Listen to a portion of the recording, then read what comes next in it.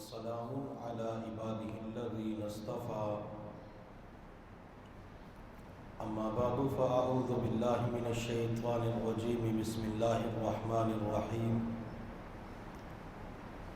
لقد رضي الله عن المؤمنين إذ يبايعونك تحت الشجرة فعلم ما في قلوبهم فأنزل السكينة عليهم وأثابهم فتحا قريبا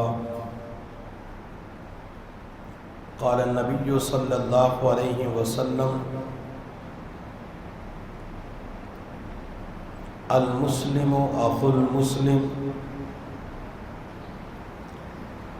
قال النبي صلى الله عليه وسلم المسلم من سلم المسلمون من لسانه ويده أو كما قال عليه الصلاة والسلام سبحان ربك رب العزة عما يصفون وسلام على المرسلين والحمد لله رب العالمين اللهم صل على سيدنا محمد وعلى آل سيدنا محمد وبارك وسلم اللهم صل على سيدنا محمد وعلى آل سيدنا محمد وبارك وسلم اللهم صل على سيدنا محمد وعلى آل سيدنا محمد وبارك وسلم۔ اللہ رب العزت نے اس کائنات میں دو چیزوں کو جوڑنے کے لیے ایک تیسری چیز کو پیدا فرمایا ہے۔ کاغذ کے دو ٹکڑوں کو آپس میں جوڑنے کے لیے اللہ رب العزت نے سمت اور بونڈ کا انتظام فرمایا ہے۔ لکڑی کے دو ٹکڑوں کو آپس میں جوڑنے کے لیے اللہ رب العزت نے کیل کا انتظام فرمایا ہے۔ دو اینٹوں کو آپس میں جوڑنے کے لیے اللہ رب العزت نے سیمنٹ اور گارے کا انتظام فرمایا ہے۔ کپڑے کے دو ٹکڑوں کو آپس میں جوڑنے کے لیے اللہ رب العزت نے سوئی اور دھاگے کا انتظام فرمایا ہے۔ لوہے کے دو ٹکڑوں کو آپس میں جوڑنے کے لیے اللہ رب العزت نے ویلڈنگ کا انتظام فرمایا ہے۔ جب اس کائنات کے اندر دو چیزوں کو آپس میں جوڑنے اور ملانے کے لیے کوئی نہ کوئی تیسری چیز موجود ہے تو ذہن کے اندر ایک سوال پیدا ہوتا ہے کہ آخر وہ کون سی چیز ہے جس کی بدولت دو دل آپس کے اندر جڑ جاتے ہیں، ان دو دلوں کے اندر اللہ تعالی الفت اور محبت کو پیدا فرما دیتے ہیں۔ تو بات سمجھ لیں، دو دلوں کو آپس کے اندر جوڑنے والی،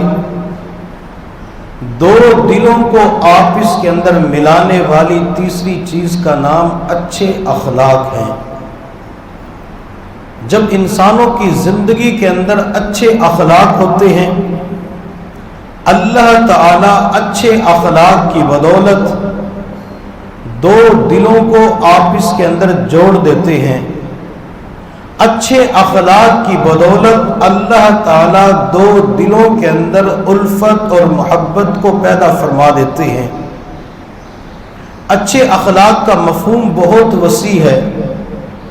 اچھے اخلاق کے اندر زبان سے میٹھے بول بولنا بھی آ جاتا ہے۔ اچھے اخلاق کے اندر زبان کے اندر نرمی پیدا کرنا بھی آ جاتا ہے۔ اچھے اخلاق کے اندر مسلمانوں کے ساتھ ہمدردی اور خیر خواہی کرنا بھی آ جاتا ہے۔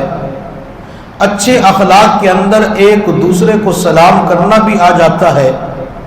اچھے اخلاق کے اندر کسی بھٹکے ہوئے کو راستہ دکھا دینا، کسی بیمار کی تیمارداری کر لینا، کسی غریب کی مدد کر دینا، یہ بھی اچھے اخلاق کے اندر آ جاتا ہے۔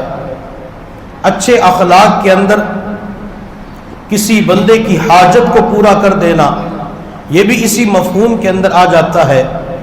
اور اسی طرح اچھے اخلاق کے اندر ایک صفت، ایک وصف یہ بھی ہوتا ہے کہ مسلمان جنہوں نے اپنی زبان سے کلمہ پڑھ لیا، لا الہ الا اللہ محمد الرسول اللہ، یہ کلمہ پڑھنے والے، یہ اسلام قبول کرنے والے دنیا کے اندر جہاں کہیں بھی رہیں، دنیا کے کسی بھی شعبے کے اندر زندگی گزاریں، کسی بھی زبان سے تعلق رکھتے ہیں، چاہے وہ پاکستانی ہے، چاہے وہ بنگالی ہے، چاہے وہ انڈین ہے، چاہے وہ یورپ کے اندر رہنے والا ہے، چاہے ملک پاکستان کے 4 صوبوں میں سے کسی ایک صوبے کے اندر رہنے والا ہے، چاہے وہ پٹھان ہے، چاہے وہ سرحد کا رہنے والا، چاہے وہ سندھی ہے، پنجابی ہے، بلوچی ہے، جو بھی ہے، جب ہم نے کلمہ پڑھ لیا تو اس کلمے کے بعد جہاں بھی رہیں ہم آپس کے اندر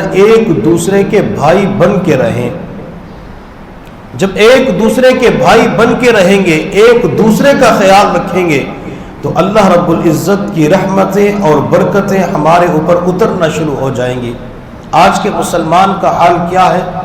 آج جب کوئی مسلمان کسی بھی شعبے کے اندر ترقی کرتا ہے، جب اللہ اسے اونچا مقام عطا فرماتے ہیں، تو دنیا والے اس کی عزت، اس کی ترقی اور خوشحالی کو دیکھ نہیں سکتے، یوں سمجھ لیں کہ اس کی ٹانگوں کو کھینچنا شروع کر دیتے ہیں کہ میرے پاس تو یہ عہدہ اور کرسی نہیں ہے، اس بندے کو یہ عہدہ اور کرسی کیوں مل گیا؟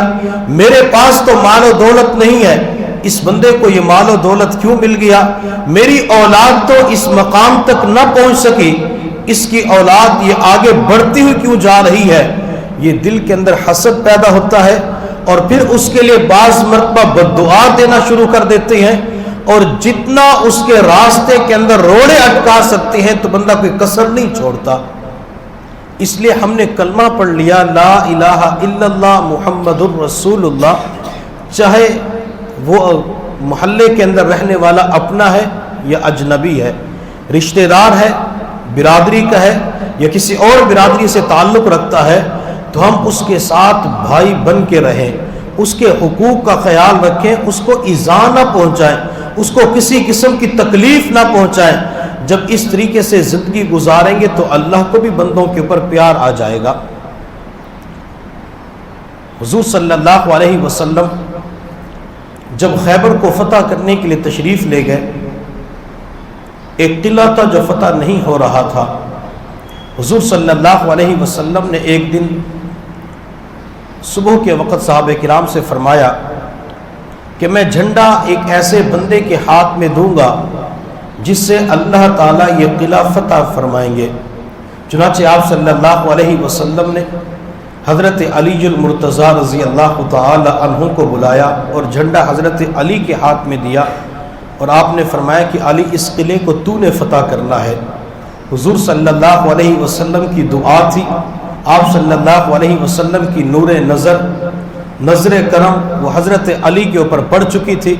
حضرت علی جب تشریف لے جاتے ہیں تو اللہ ان کے ہاتھ پر قلعہ فتح کروا دیتے ہیں۔ جب حضور صلی اللہ علیہ وسلم نے خیبر کا محاصرہ کیا ہوا تھا، یہ خیبر کے قلعہ فتح نہیں ہو رہے تھے، آپ صلی اللہ علیہ وسلم کی خدمت کے اندر ایک چرواہا آیا جو دوسروں کی بکریاں چرایا کرتا تھا۔ حضور صلی اللہ علیہ وسلم خیمے کے اندر زمین کے اوپر آرام فرما رہے تھے، جب یہ چرواہا بکریاں چرانے والا دیہات کا رہنے والا خیمے کے پاس آیا تو دیکھ کر حیران رہ گیا کہ جن کی طاقت اور قوت کا ڈنکا پوری دنیا کے اندر بجا ہوا ہے، انہوں نے جو خیمہ بنایا ہوا ہے وہ کھجور کا ایک معمولی سا خیمہ بنایا ہوا ہے۔ جب وہ چرواہا اندر داخل ہوا تو حضور صلی اللہ علیہ وسلم ایک چٹائی کے اوپر لیٹے ہوئے تھے، وہاں کوئی گدے وغیرہ نہیں بچھائے گئے تھے، کوئی ریشم کا بستر نہیں بچھایا گیا تھا۔ اب چرواہا جب اس چٹائی والے بستر کو دیکھتا ہے تو بڑا حیران رہ جاتا ہے۔ آپ صلی اللہ علیہ وسلم نے اس چرواہے کی طرف دیکھا تو آپ نے فرمایا کیسے آنا ہوا؟ تو اس چرواہے نے عرض کیا اللہ کے نبی، میں اس قلعے کے اندر کسی کی بکریاں چراتا ہوں، میں فلاں علاقے کا رہنے والا ہوں، میں مسلمان نہیں، ابھی کفر کی حالت میں ہوں۔ تو آپ صلی اللہ علیہ وسلم نے فرمایا اگر تو دین اسلام کو قبول کر لے تو اللہ تعالیٰ تجھے عزت نصیب فرمائیں گے۔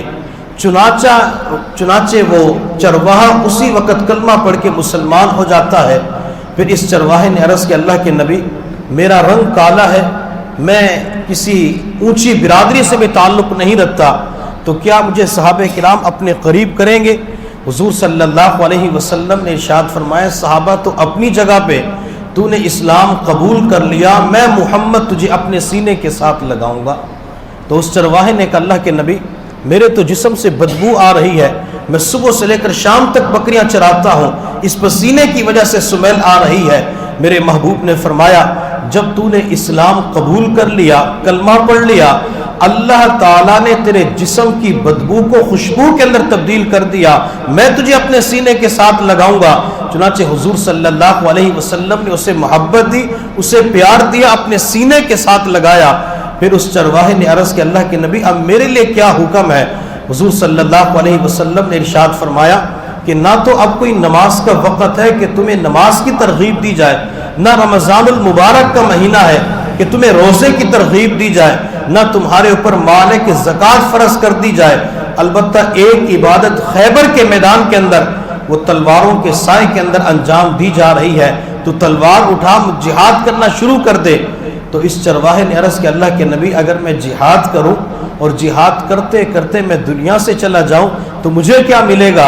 میرے محبوب صلی اللہ علیہ وسلم نے ارشاد فرمایا اگر تو جہاد کے وقت اللہ کے راستے میں شہید ہو گیا، اللہ تعالیٰ تجھے جنت الفردوس عطا فرمائیں گے، اور اللہ تعالیٰ تیرے کالے جسم کو سفیدی کے اندر تبدیل فرما دیں گے۔ چنانچہ وہ چرواہا اٹھا، ہاتھ کے اندر تلوار اٹھائی اور مقابلہ کرنا شروع کر دیا۔ تھوڑی دیر مقابلہ کرتا رہا، پھر اللہ کے راستے کے اندر شہید ہو گیا۔ اب جو بندہ ایمان لے کے آیا تھا، جس نے ایک بھی نماز نہیں پڑھی تھی، ایک بھی روزہ نہیں رکھا تھا، ایک بھی پیسہ اللہ کے راستے میں صدقہ نہیں کیا تھا، جب وہ ایمان قبول کر لیتا ہے، اسلام لے آتا ہے، تو حضور صلی اللہ علیہ وسلم اسے اپنے سینے کے ساتھ لگا لیتے ہیں، آپ صلی اللہ علیہ وسلم اپنے قریب کر لیتے ہیں۔ حضور صلی اللہ علیہ وسلم تو ایمان والوں کو اتنا قریب کیا کرتے تھے، ایمان والوں کو اپنے پاس اتنا قریب کر کے بٹھاتے تھے۔ اور آج ہماری حالت کیا ہوتی ہے؟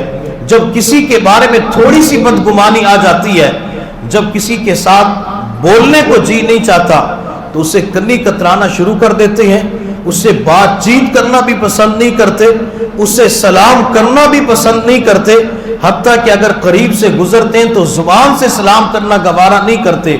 شریعت مطالعہ اس چیز کی بالکل تعلیم نہیں دیتی۔ آپ صلی اللہ علیہ وسلم نے تو حدیث کے اندر ارشاد فرمایا المسلم اخو المسلم، مسلمان مسلمان کا بھائی ہوتا ہے۔ جس طرح گھر کی ایک چار دیواری کے اندر ایک باپ کے بیٹے زندگی گزار رہے ہوتے ہیں، ایک باپ کے 3 بیٹے ہوتے ہیں، جس طرح گھر کی 4 دیواری کے اندر زندگی گزارتی ہیں، ایک دوسرے کے حقوق بھائیوں کے اوپر لازم ہوتی ہے، اسی طرح نبی علیہ السلام نے فرما دیا کہ اس آسمان کے نیچے جب تم نے کلمہ پڑھ لیا لا الہ الا اللہ محمد الرسول اللہ، اب اس کلمہ کو پڑھ کر تم آپس کے اندر ایک دوسرے کے بھائی بن چکے ہو۔ اور حضور صلی اللہ علیہ وسلم نے فرمایا کہ جو مسلمان ایک دوسرے کا بھائی بن جاتا ہے، بھائی بنا لیتا ہے، پھر وہ مسلمان اپنے مسلمان بھائی کے اوپر ظلم نہیں کرتا، اپنے مسلمان بھائی کے اوپر زیادتی نہیں کرتا، اپنے مسلمان بھائی کو کسی قسم کی ایذا نہیں پہنچاتا۔ ایک حدیث کے اندر آپ صلی اللہ علیہ وسلم نے ارشاد فرمایا المسلم من سلم المسلمون من لسانہ و یدہ، مسلمان کون ہوتا ہے، مسلمان کی تعریف کیا ہے؟ آپ صلی اللہ علیہ وسلم نے فرمایا جس کے ہاتھ اور زبان سے دوسرے مسلمان محفوظ رہیں، یہ اپنے ہاتھ اور زبان سے کسی قسم کی تکلیف نہ پہنچائے، کسی قسم کی ایذا نہ پہنچائے، حقیقی معنوں کے اندر یہ مسلمان ہے۔ ہم تھوڑی دیر کے لیے اپنی ذات پہ، اپنے جسم پہ غور کریں کہ ہم مسلمان کلمہ پڑھ چکے ہیں، لیکن اپنی زبان کے ذرائع سے اور اپنے ہاتھ کے ذرائع سے دوسرے مسلمانوں کو ایذا پہنچا دیتے ہیں، دوسرے مسلمانوں کو تکلیف پہنچا دیتے ہیں، اور بعض مرتبہ اشاروں کے ذرائع سے، کنائے کے ذریعے سے ایک دوسرے کو تکلیف پہنچا رہی ہوتی ہے۔ حضور صلی اللہ علیہ وسلم ایسے بندے کو قطعاً پسند نہیں فرماتے۔ اور ایک حدیث کے اندر آپ صلی اللہ علیہ وسلم نے ارشاد فرمایا سباب المسلم فسوق وقتال المؤمن کفر، مسلمان کو گالی دینا، یہ گالی دینے والا فاسق اور فاجر بن جاتا ہے۔ نبی علیہ السلام نے صرف ایک بات ارشاد فرمایا، مسلمان کو گالی دی، گالی دینے کے بعد یہ فاسق اور فاجر بن چکا ہے۔ اور آگے حضور صلی اللہ علیہ وسلم نے فرمایا مسلمان سے لڑنے والا چاہے وہ ہاتھ کے ذرائع سے لڑے چاہے وہ زبان کے ذرائع سے لڑے، یہ آپس کے اندر ایک دوسرے سے لڑنے والے کفر اختیار کر لیتی ہے۔ تو گوئے کہ مسلمانوں کے ساتھ لڑنا جھگڑنا، اپنے مسلمان بھائیوں کے ساتھ اس زبان کے ذرائع سے لڑنا یا ہاتھ کے ذرائع سے لڑنا، نبی علیہ السلام نے اسے کفر قرار دیا ہے۔ تو اس لیے ہمیں چاہیے کہ ایک تو زبان کے ذرائع سے ایذا نہ پہنچائیں، زبان کے ذرائع سے کسی کو تکلیف نہ پہنچائیں، اور دوسرا اپنے ہاتھ کے ذرائع سے تکلیف نہ پہنچائے۔ اگر ہم نے کسی کو گالی دے دی تو فاسق و فاجر بن جائیں گے، کامل مسلمان نہیں رہیں گے۔ اور اگر کسی مسلمان بھائی سے لڑنا شروع کر دیا تو نبی علیہ السلام نے فرمایا کہ وہ بندہ تو کافر ہو چکا۔